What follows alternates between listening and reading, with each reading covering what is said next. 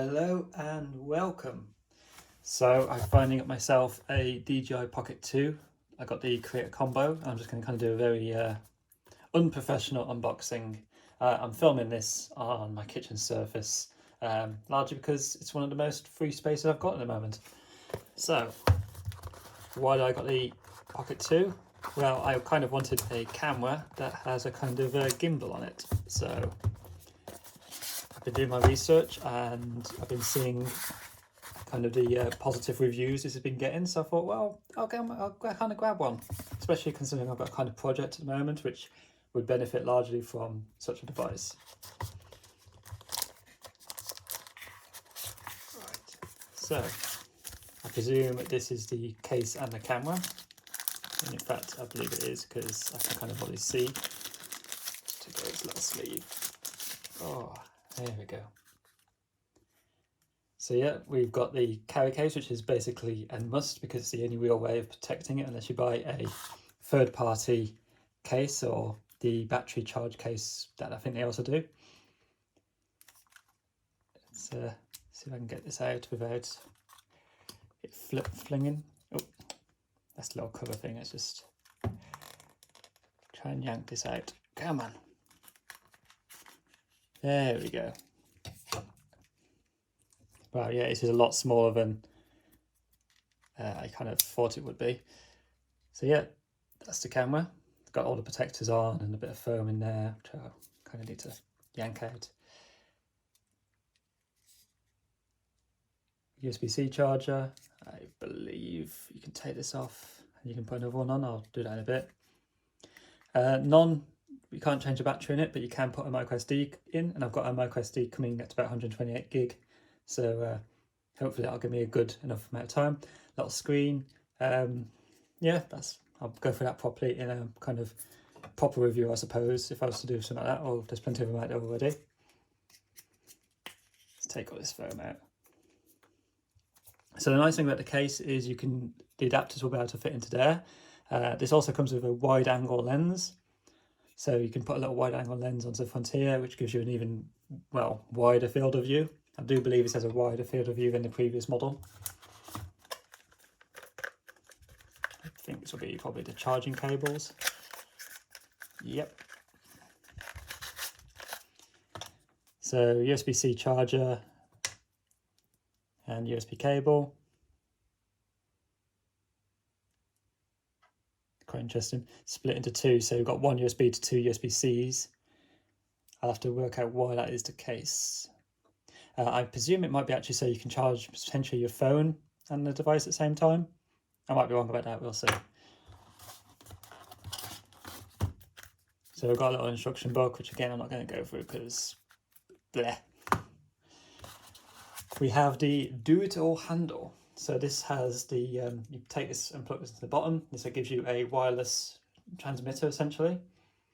So this will actually give it the Wi-Fi ability, which I think with the previous Osmo Pocket you had to buy an additional separate little device that kind of looks a bit out of place, whereas this one kind of slots in a bit more smoothly.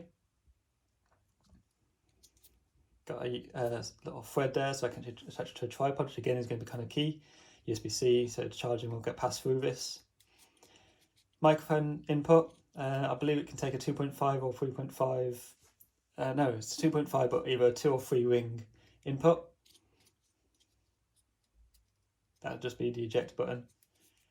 But yeah, that's itself is about typically around £50-ish. Again, I might be wrong about that, but I know it's good. The best way of kind of buying this is to buy it as a bundle. We have the wireless microphone. So this will connect to the Do-It-All handle and allow you to basically have attach a lapel mic or use the actual inbuilt microphone here. And it means you can then clip this onto somebody and you'll be able to transmit the audio cleanly and crisply, rather than relying on the 4 onboard microphones on the device, which again should do a pretty good job. But in kind of windy environments, it's better to have a lapel mic or a kind of mic close to the person.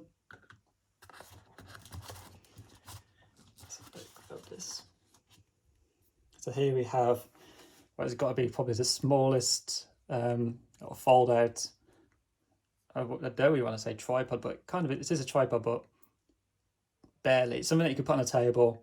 It'll do the job, but yeah, don't expect a huge amount out of it in terms of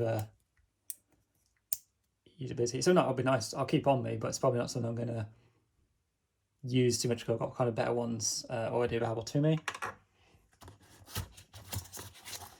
This is the replacement bottom, so this is the one that actually you can replace this bit here on that bottom of the device and put this one on, which then gives you the thread. I don't quite know why they don't just install this one natively. I don't see why people would realistically use this one, because the one with the thread is just more useful about 90% of the time. I think that's probably it. Have a look what's in the bottom of this. Oh, come on, there you come. There we go.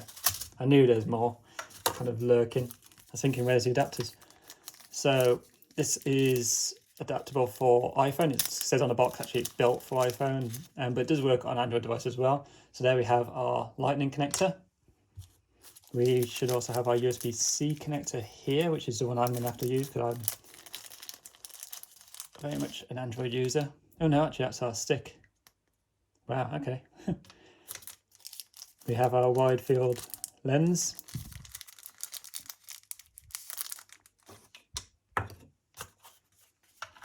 No, this is our USB-C. These little bags. Everything's so small. It's so tiny. It's so pocket. And yeah, I'm going to get this on charge, play about with it a bit, kind of see how this goes in the actual real world scenario, because I'll be using this to sort of go up some stairs in a kind of fairly low lit area this week. So I don't know how well I'll do with that, but I kind of need it mainly for the purposes of the stabilization. And I used to have a GoPro, and the stabilization that was pretty good. Problem with it is sort of when you're kind of relying on the software to stabilize, it only goes so far before you start to get kind of blurring or kind of merging where it kind of stretches and skews to adjust. Having a kind of physical gimbal, essentially mechanism, will always kind of give you a better result than relying on software to try and interpret the footage and kind of stretch things and fix things. But yeah, it's the Osmo Pocket 2, one of my new little toys. It will join my portable filming kit, because my kind of goal is to make the perfect portable filming setup for myself, so I don't need to have huge rigs. I can be a one-man team. Again, it's not going to replace a kind of DSLR, but for the sort of work I do, it does the job. So thank you for watching. Remember to like, comment, subscribe. If you have any questions, leave them down below, and I'll see you again soon. Goodbye.